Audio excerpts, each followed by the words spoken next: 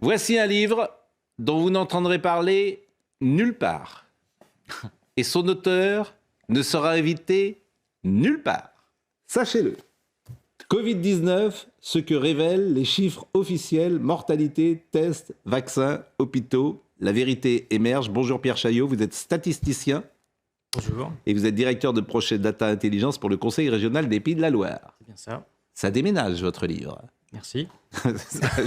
Merci, je ne sais pas. Mais je le dis aux téléspectateurs, vous ne serez pas invité à France Inter, vous ne serez pas invité sur le service public, vous n'irez pas chez Anne-Élisabeth Lemoine, vous n'irez nulle part, puisque ce que vous dites n'est pas dans la ligne de la doxa. C'est bien ça, et en effet, je m'y attends. Ce que dit monsieur est contesté. Voilà.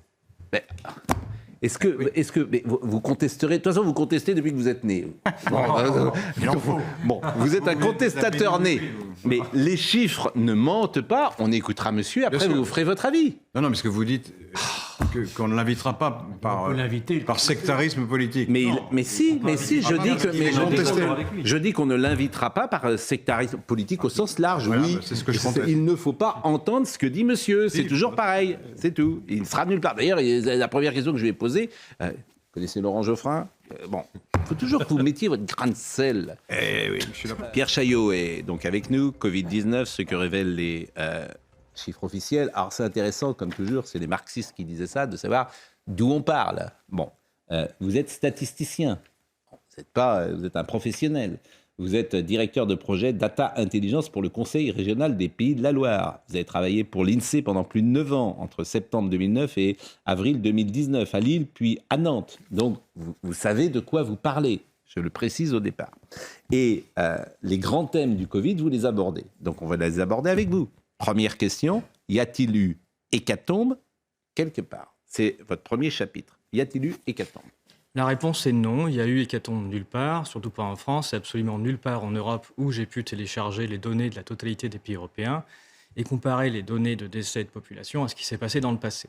Je vais donner une statistique simple. L'année 2020 en France, l'année de la grande hécatombe, c'est la 6e année la moins mortelle de toute notre histoire. Voilà. Donc ça pose un peu les choses sur ce qui s'est passé réellement au niveau des décès en France. Et ce que je viens de dire pour la France, c'est le cas dans la totalité des pays européens. Au pire du pire, on a des pays pour lesquels l'année 2020, c'est la 10e année la moins mortelle de toute leur histoire. Et il y a plein de pays pour lesquels l'année 2020, c'est l'année la moins mortelle de toute leur histoire. Donc il ne s'est pas passé d'hécatombe nulle part où on a des données. Bon. Je peux dire une chose ? Non. D'accord. Qu'est-ce que vous voulez dire ? Que l'INSEE dit le contraire. Est-ce que l'INSEE dit le contraire ? L'INSEE ne dit pas le contraire du tout. Je pourrais vous citer les phrases. Je vous en prie. Ils disent qu'il y a une surmortalité exceptionnelle et que c'est beaucoup plus fort que n'importe quelle épidémie de grippe. Ils écrivent noir sur blanc, je viens de le lire.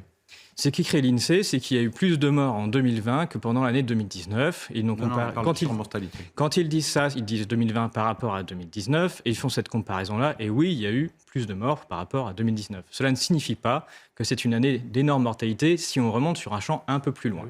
Et ce que je remonte, c'est que l'année 2020 est tout aussi mortelle que l'année 2015, par exemple, qui n'était pas ni le Moyen-Âge, ni une année où on a enfermé des gens. Oui, parce qu'il y a eu probablement d'autres maladies qui n'ont pas pu avoir lieu, eu égard les gestes barrières, etc. Ça, c'est votre propos. Il y a une surmortalité due au Covid. Alors, vous écrivez le premier constat. Se trompe, ça c'est possible. Vous écrivez le premier constat à rappeler sur la mortalité qu'il n'y a aucune trace de la moindre hausse avant 65 ans. Quelle que soit la manière de considérer la crise vécue par les Français, 80% de la population n'a pas été concernée par un phénomène suffisamment grave pour laisser la moindre trace dans les statistiques de mortalité. Voilà ce que vous écrivez. Tout à fait. Tout ce qui a été déclenché n'a jamais, de toute façon, on parle de quelque chose où on n'a pas de trace qu'il se soit passé le moindre événement pour les moins de 65 ans d'aucune sorte. Une étude de l'INSEE de mars 2022 qui étudie l'impact sur la mortalité du Covid de mars 2020 à décembre 2020. Vous soulignez que la période concernée ne dure pas 12 mois, donc ça n'a pas de sens. Oui, normalement, il faut savoir que la mortalité dans tous les pays, de l'hémisphère nord augmente en hiver. Il y a plus de décès, notamment chez les personnes âgées en hiver. Et donc, absolument jamais, on ne prend des périodes qui sont inférieures à 12 mois, parce que sinon, on apporte un biais qui est énorme, c'est qu'on n'inclut pas les périodes hivernales. Mais alors, sur les plus de 65 ans ? Sur les plus de 65 ans, il y a eu un peu plus de décès en 2020 que pendant l'année 2019, qui, je rappelle, est l'année la moins mortelle de l'histoire. un peu plus, il faut standardiser. Donc, c'est-à-dire qu'il faut prendre en compte, si on fait en décès brut, on annonce plus 70 000, mais il faut savoir que le nombre de décès en France augmente tous les ans parce que la population vieillit. Et donc, il est normal de battre chaque année le record du nombre de décès, puisque quand 2020 arrive, on crie que c'est le record de décès. Le record précédent, c'est 2019. Le précédent, c'est 2018. Le présent, c'est 2017. Alors, il y a eu plus de morts, donc. Il y a eu plus de morts parce que la population vieillit. C'est le premier point. Oui, mais il y a eu des morts. On estime qu'il y a 2 facteurs. Il y a celui que vous indiquez, qui est exact, mais il y a l'autre facteur qui est le Covid. Voilà, ils disent qu'il y a eu surmortalité. L'INSEE n'a pas la moindre donnée à sa disposition pour dire que c'est le Covid. Il n'existe pas au sein de l'Institut de l'INSEE de données sur le Covid. Donc l'INSEE, il ne peut pas écrire qu'il sait que les gens sont morts du Covid puisqu'il ne dispose pas de données. Lorsqu'ils font une étude dans ce sens-là, ils invitent quelqu'un d'autre qui vient du ministère de la Santé, qui complète leur étude, et ce sont à partir des données du ministère de la Santé qui sont contestées dans ce livre. Bon, y a-t-il eu, et c'est le deuxième chapitre, le grand thème, y a-t-il eu saturation hospitalière annoncée ? L'INSEE et l'adresse publient les capacités des établissements de santé. En 20 ans, le nombre de lits d'hôpitaux en hospitalisation complète a diminué de 100 000. Diminué de 100 000, tout à fait, pendant que la population augmentait. Et donc évidemment, chaque année, lorsqu'il arrive des épisodes où il y a des personnes, notamment l'hiver, des personnes âgées qui ont besoin de soins, de plus en plus, chaque année, il y a des problèmes. Il y a des problèmes tous les ans.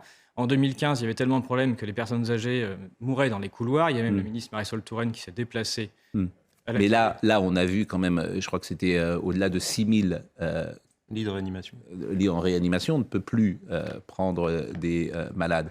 Donc c'est ce qui se passait au moment où le président Macron confine tout le pays.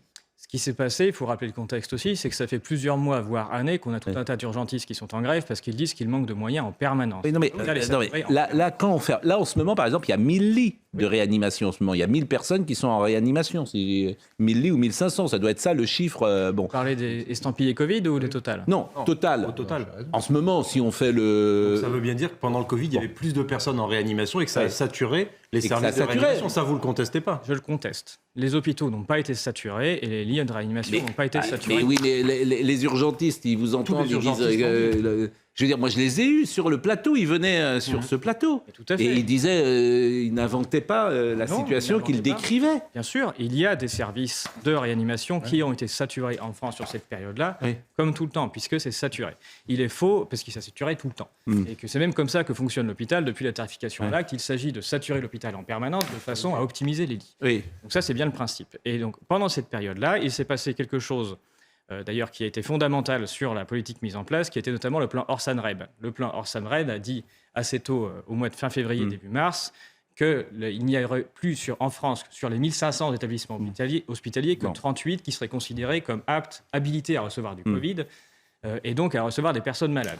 Vous avez en France plus de 3,5 millions de personnes qui sont en difficulté respiratoire permanente, donc qui ont des problèmes et qui, quand il y a des difficultés, qui doivent être soignées.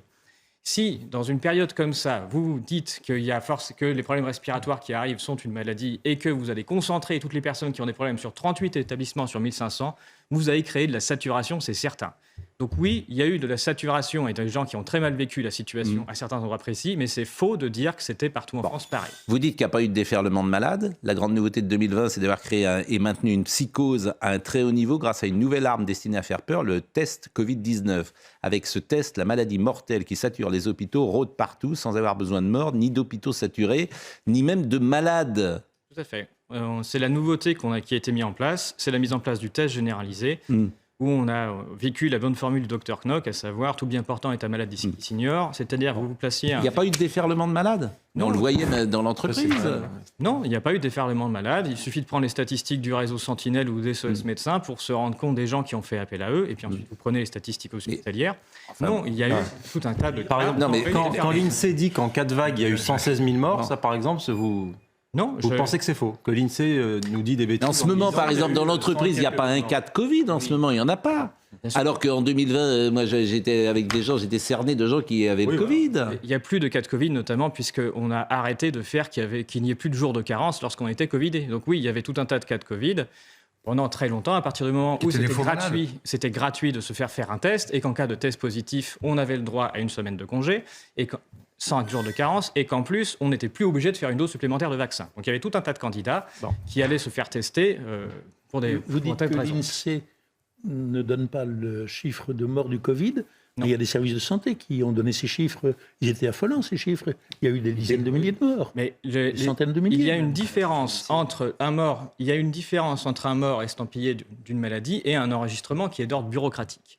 Si jamais vous faites des tests à tout le monde et que vous avez des tests qui sont positifs, même sur des personnes qui n'ont absolument rien, et qu'ensuite ces personnes décèdent, et qu'ensuite vous les comptez Covid, vous avez tout un tas de statistiques qui seront déclarées morts Covid et qui n'ont absolument rien à voir avec... Ça, c'est vrai qu'on l'a dit, des gens qui étaient en phase terminale et qui seraient morts 15 jours plus tard et qui sont morts. Ça existait. Mais il y a évidemment des gens qui... Alors, combien de gens sont morts, j'ai envie de dire, du Covid, mais pas, avec le Covid, ce qui est une différence. Il y a quand même des gens qui sont morts du Covid. Ce que je montre dans le livre, c'est que nous sommes incapables de le savoir puisque les statistiques proposées estampillées Covid n'ont absolument aucun sens et ne correspondent en aucun cas à une surmortalité, ni en aucun cas à quelque chose qui est clair. Non, l'INSEE... sur le site de l'INSEE. Sur le site de l'INSEE, c'est marqué, c'est le titre. C'est le titre de l'article. En gros, en France, comme en Europe, un pic de surmortalité lié à la Covid-19 mars-début avril. Lié à la Covid-19. Donc nous ne parlons pas de morts qui sont morts du Covid-19, mais liés au contexte de Covid-19. C'est-à-dire qu'il y a une surmortalité sur la période dont il convient de il y a une surmortalité de personnes âgées qui ne correspond pas à une hécatombe, puisqu'elle c'est juste une surmortalité par rapport à... Il n'y a pas de surmortalité. Il n'y a pas de surmortalité par rapport à 2015, par exemple, et même par rapport à 2012 ou 2013, il y a une sous-mortalité. J'ai lu un article qui dit le contraire. Très bien, mais par rapport aux précédentes années, il y a l'INSEE dit plus de morts. Vous dites le contraire. Alors vous, en revanche, vous dites qu'il y a des signes d'une mortalité post-vaccinale. Oui. Ça, c'est encore autre chose. C'est-à-dire que vous sous-entendez que le vaccin, par les chiffres, oui. Bon, donc en 30 ans de vaccination hors vaccin Covid-19, 11 000 événements post-vaccinaux avec décès du patient ont été remontés à la pharmacovigilance. En seulement 2 ans, et pour les seuls vaccins Covid-19, 16 000 événements post-vaccinaux avec décès du patient sont déjà remontés. Mais parce que tout le monde a été plutôt vacciné du Covid-19, alors que les autres vaccins, tout le monde ne se vaccinait pas contre la grippe. Moi, je l'interprète comme ça. Mais la grippe... Il y a tout... Ce qui m'intéresse, moi, dans le vaccin, c'est est-ce qu'il y a plus d'effets secondaires avec le vaccin Covid-19 qu'avec le vaccin contre la grippe, en pourcentage. Il y a plus d'effets secondaires remontés en pharmacovigilance, puisqu'il y a bien plus... En pourcentage, hein. Mais c'est pas en valeur. Bien sûr. Alors après, il faudra voir... On a facilement aujourd'hui le nombre de vaccins Covid-19 qui ont été distribués, puisqu'il y a tout un tas de statistiques dessus. C'est plus compliqué d'avoir le nombre de vaccins distribués pour la grippe et les autres vaccins. En revanche, on a des choses quand même sur la grippe en France qui sont distribuées et on voit bien, vis-à-vis du nombre de vaccins distribués chaque hiver, et ça fait 30 ans que ça dure, on peut se dire que le nombre de personnes qui ont reçu des vaccins contre la grippe est bien supérieur largement au nombre de vaccins distribués contre la Covid-19. Et de voir qu'il y a beaucoup plus d'effets indésirables remontés, c'est déjà un premier indice. Mais ce n'est pas le seul indice. Moi, ce que j'ai fait, ce que je propose que tout le monde peut vérifier et qui s'intéresse, je précise que tous mes programmes sont en ligne et que tous mes sources sont des sources officielles, c'est que j'ai regardé la surmortalité qu'il y avait chaque semaine dans tous les pays d'Europe et j'ai mis en France le nombre de doses distribuées à chaque fois par tranche d'âge. Et il se trouve qu'au moment où on vaccine les gens pour quasiment tous les pays, quasiment toutes les tranches d'âge, on observe une bosse de mortalité. Donc on a 2 indices. On a une pharmacovigilance qui remonte, qui est beaucoup plus alarmante que les autres vaccins, qui dit attention, on déclare des effets indésirables, des morts, et en plus on observe une bosse... Et pour conclure, parce que tout ça évidemment a un but, c'est pour vous la prise de pouvoir de la finance et du grand capital sur la science et la médecine. Donc effectivement, il y a une thèse complotiste. Mais le complot, parfois, il a existé le complot dans l'histoire. Il y a eu des complots. Mais là, il y a manifestement un but, un objectif. Je vais préciser ce que vous dites. Oui. Je crois que c'est vous qui avez dit on distribue les tests pour faire peur. Vous avez dit ça. J'ai dit que la distribution des tests faisait peur et que derrière, ça permettait de faire des choses. Tout à l'heure, vous avez dit on l'a distribué pour faire peur. Ce dont je ne crois pas un mot. Le gouvernement ne va pas distribuer des milliards de tests qui lui coûtent une fortune pour faire peur. Mais pour faire peur, pourquoi ? Quel est le but de faire ? Pourquoi le gouvernement a envie de faire peur aux gens alors que l'épidémie ne lui apporte que des ennuis ? Non, le test a été mis en place à une période, et les gens ont été forcés de se tester à une période précise, qui est au moment du pass sanitaire, au moment où le gouvernement a décidé qu'il fallait forcer les gens à se vacciner. C'était bien le but. Les gens qui viennent de vous entendre, plus ou moins distraitement, conclut qu'il y a eu des morts, mais plutôt dû au vaccin qu'à la maladie. Non. Comme ça. Ah, c'est ce que les gens vont retenir. Je vais préciser. Il n'y a pas d'hécatombe en 2021 non plus, puisque je ne vois pas d'hécatombe nulle part à aucun moment. En revanche, il y a des traces statistiques de hausse de mortalité. Par exemple, il y a une trace statistique de hausse de mortalité des personnes âgées en mars 2020. Je détaille beaucoup dans mon livre. Pourquoi d'ailleurs ? Et je ne mets pas en cause uniquement un virus qui se répandrait et qui tuerait des gens. Je parle de la stratégie qui a été mise en place, du fait de ne pas soigner les gens, de les confiner, et des choix qui ont été faits médicamenteux à l'époque, et qu'on arrive très bien à relier à cette hausse de mortalité. On n'avait pas de... Ça, c'est la première chose. Et la deuxième, quand je parle de 2020 et des vaccins, je vois bien qu'il n'y a pas de hausse de mortalité sur l'année, mais il y a des traces de mortalité. En tout cas, moi, je voulais vous donner la parole. La préface est de Laurent Muccelli, qui est directeur de recherche au CNRS, et la postface est de Laurent Toubiana, qui est épidémiologiste et chercheur à l'INSERM. Et moi, j'ai l'habitude de donner la parole aux uns aux autres, d'apporter la contradiction. C'est vrai qu'en France, comme en Europe, un pic de surmortalité lié à la Covid-19 fin mars, début avril, c'est l'INSEE qui a publié ça en France. Lié à la Covid-19. Voilà, lié à la Covid-19, est intervenu la semaine du 30 mars 2020. Entre le 2 mars et le 26 avril, l'excédent de mortalité, toutes causes confondues, par rapport à la moyenne 2016-2019, est un peu supérieur en France à ce qu'il a été en Europe, tout en étant inférieur à ce qu'il était en Espagne, en Italie et en Belgique. L'excédent des décès a touché légèrement plus les hommes que les femmes, et selon une temporalité différente, en France comme en Europe, les personnes âgées de 70 ans ou plus ont été les plus affectés. Nous sommes d'accord, entièrement d'accord avec tout cela. Mais c'est votre thèse, ouais, mais Non, parce que non, mais d'après les travaux que vous avez faits, est-ce que d'après vous, le confinement se justifiait, le confinement général? C'est ça la question. La réponse est non, se justifie aucunement. Là où il n'y a pas eu de confinement, il n'y a pas eu plus de... En fait, moi, ce qui me frappe dans tous les pays du monde, c'est que tu fais tous les pays du monde, tu les prends tous. Tu vois toutes les politiques qu'ils ont fait et les chiffres sont globalement les mêmes. Il y a 3 États aux États-Unis qui n'ont rien fait, notamment la Floride. On est d'accord, les chiffres sont exactement les mêmes. Et ça montre la folie des hommes de vouloir aller contre ce qu'est la nature. Et prenons même la Norvège en Europe. En Norvège, c'est le pays qui n'a absolument rien fait, c'est le pays qui a le moins de morts. Donc il faut le pays la Norvège n'a rien fait. La Norvège n'a absolument rien mis en place pendant toute l'année 2020 et il n'y a aucune hausse de surmortalité. Prenons nos voisins, les Allemands, ils ne confinent pas du tout en mars-avril 2020, il ne se passe rien au niveau de la mortalité. Ce sont nos voisins. En Norvège, non mais ça c'est simple à vérifier. Oui, mais de tous les pays scandinaves, c'est la Suède, je crois, où il y a eu le plus de morts et ils n'ont pas confiné. Ils ont donné des règles très strictes et il se trouve qu'il y a un rapport d'enquête parlementaire en Suède qui montre que les personnes âgées ont été abandonnées dans les EHPAD et que la surmortalité qui est due en Suède, c'est de l'abandon des personnes âgées en EHPAD. Écoutez, exactement moi, je viens de lire mais la Norvège a rien fait. Mais pourquoi on ne va pas faire un sujet en Norvège? C'est intéressant. La Norvège n'a rien fait du tout. Pas en 2020. Et il n'y a pas de mortalité, il n'y a pas de surmortalité. Il n'y a absolument aucune mortalité sur Mars. Mais l'Angleterre, par exemple, qui avait tenté de ne rien faire, ils ont été rattrapés par la réalité. Comment vous expliquez ça? Eh bien, ils ont été rattrapés. Ils ont pris des décisions, du coup, sous une certaine pression populaire et médiatique. Et à partir du moment où ils prennent des décisions, il se passe des choses. Il se trouve que l'Angleterre, qui finalement prend une décision que nous, a aussi des morts dans le même ordre. Bon, écoutez, je voulais vous donner la parole. Je ne pensais pas qu'on ferait toute cette deuxième partie. Il y a une statistique. Oui.